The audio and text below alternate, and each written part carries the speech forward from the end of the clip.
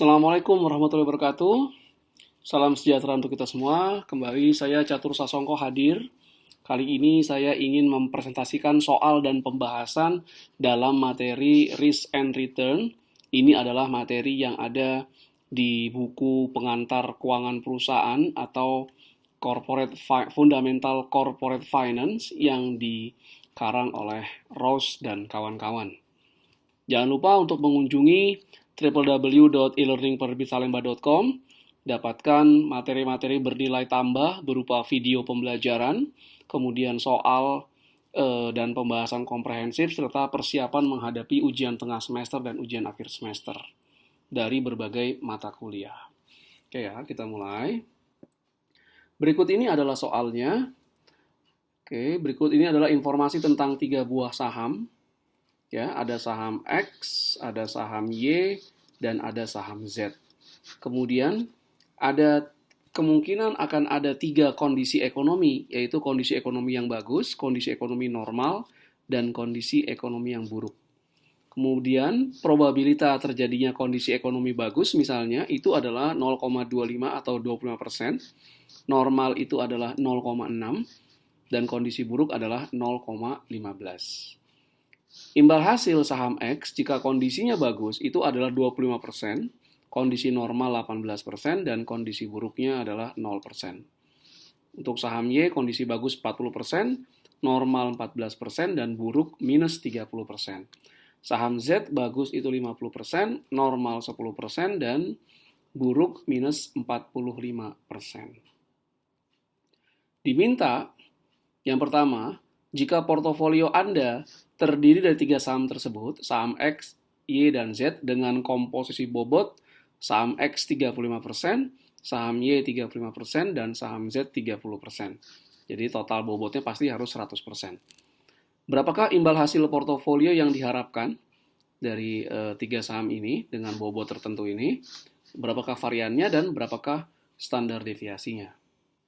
Kemudian, jika tingkat suku bunga bebas resiko atau risk-free rate itu 5%, berapakah expected risk premiumnya pada portofolio ini? Pertanyaan selanjutnya adalah, jika tingkat inflasi diperkirakan sebesar 4%, berapakah approximate real return dan exact real return pada portofolio ini? Jadi yang pertama adalah kita menghitung imbal hasil portofolio yang diharapkan. Langkah pertama adalah menghitung imbal hasil portofolio pada setiap kondisi ekonomi. Oke. Yang pertama adalah kondisi ekonomi bagus.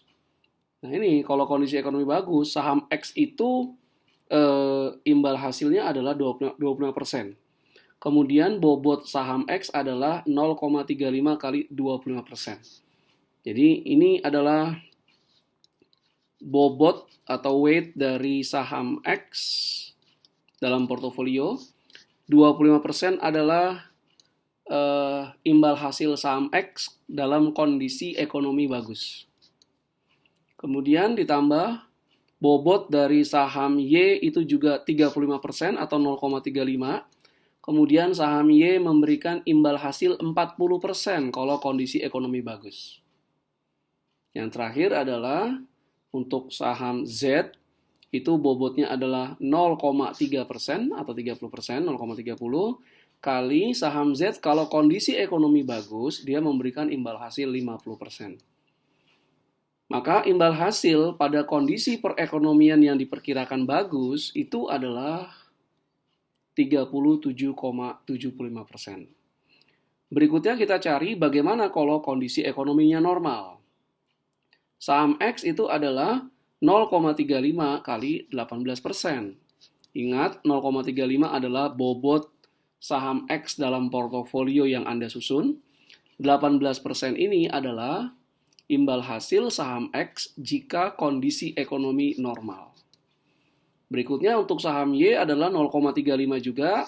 Untuk kondisi ekonomi normal, saham Y itu hanya memberikan imbal hasil 14%.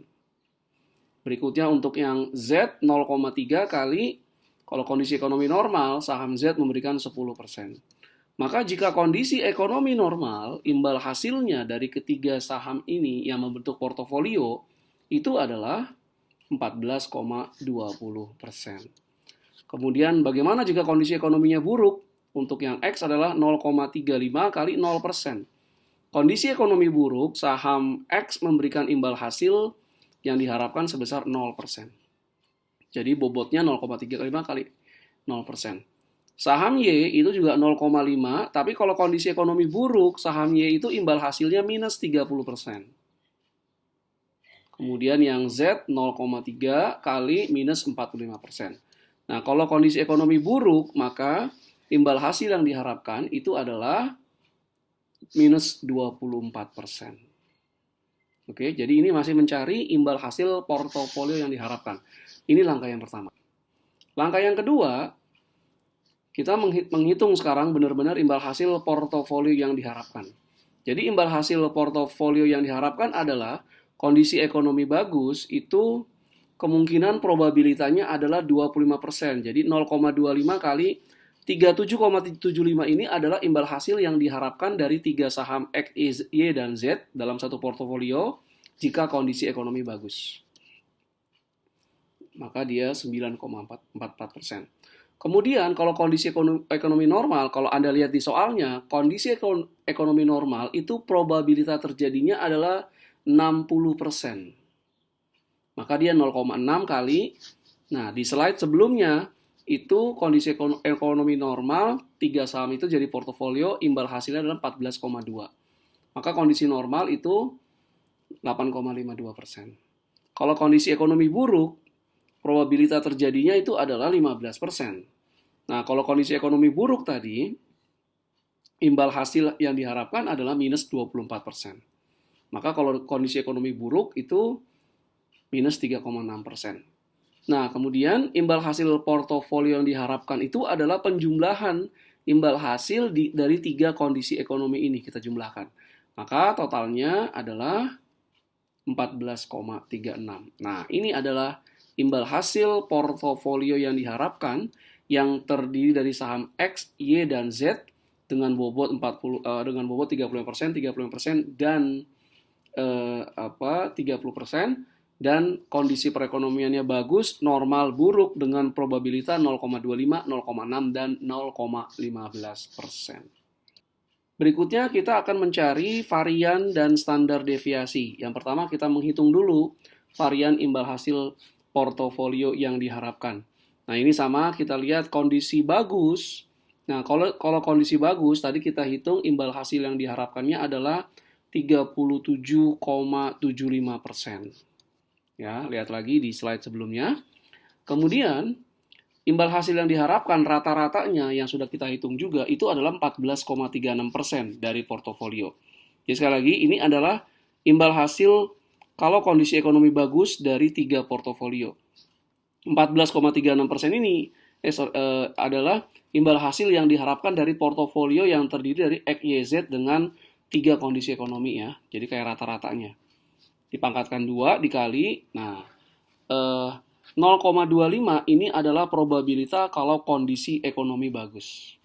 Maka kita dapat 0,01368,023. Kemudian lakukan juga untuk 2 kondisi perekonomian lainnya. Yang berikutnya adalah kondisi normal. Itu imbal hasilnya kalau kondisi normal 3 saham X, Y, Z itu adalah 14,2%.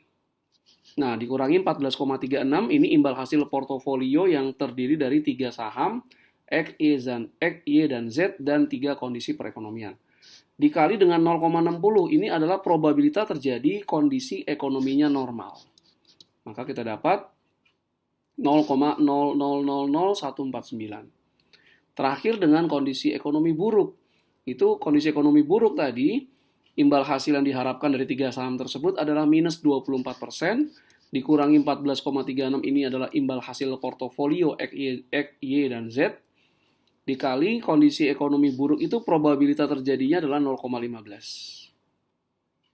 Ya, maka didapat 0,0220697. Kemudian kita jumlahkan ya dari yang bagus, normal sampai buruk. Kita dapat varian dari portofolionya adalah 0,03575,118. Nah, ini variannya. Oke. Berikutnya kita mencari standar deviasinya dari imbal hasil portofolio yang diharapkan. Ya, standar deviasi. Nah, standar deviasi portofolio itu adalah akar 2 dari varians. Nah, variansnya kita sudah peroleh di langkah sebelumnya. Maka standar deviasi portofolio adalah akar dari 0,03575118 diperoleh 18,91. Jadi standar deviasi imbal hasil portofolio ini adalah simbol dari mewakili dari resiko imbal hasil portofolio yang terdiri dari saham X, Y, dan Z. Nah, kemudian pertanyaan berikutnya adalah jika tingkat suku bunga bebas risiko atau risk-free rate 5%, berapakah expected risk premium pada portofolio ini?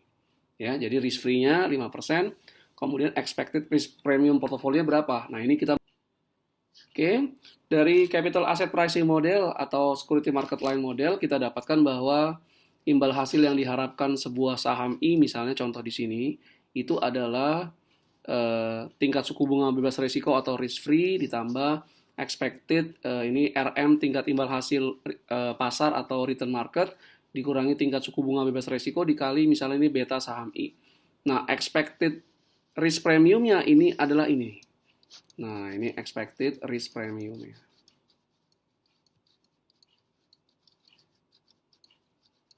Ya, expected risk premium.